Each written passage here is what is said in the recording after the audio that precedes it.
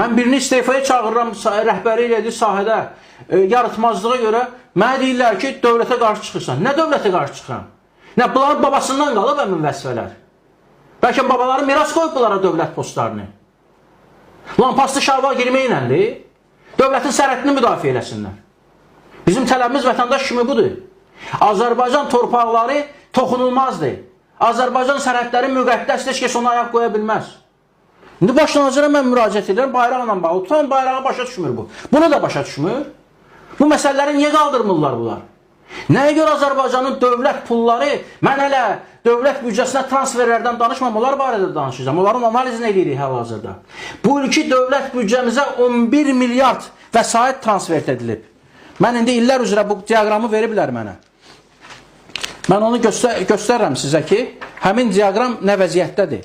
11 milyard manat bu illəri biz dövlət büdcəsinə transfer eləmişik. Baxın, indi göstərəcəm o diaqramı sizə. Bu 11 milyard vəsaitin dövlət büdcəsinə transfer edilməsi nə dərəcədə məqsədə uyğundur? Nəyə görə biz 11 milyardın 6 milyard yarımını tikintiyə yönəltməliyik? Olmaz idi bu tikinti həyata keçirilməsin. Hara baxır baş nazir? Maliyyə naziri bu proqnozlaşdırmanı həyata keçirən zaman hansı meyarları əsas götürüb buna razılıq verib?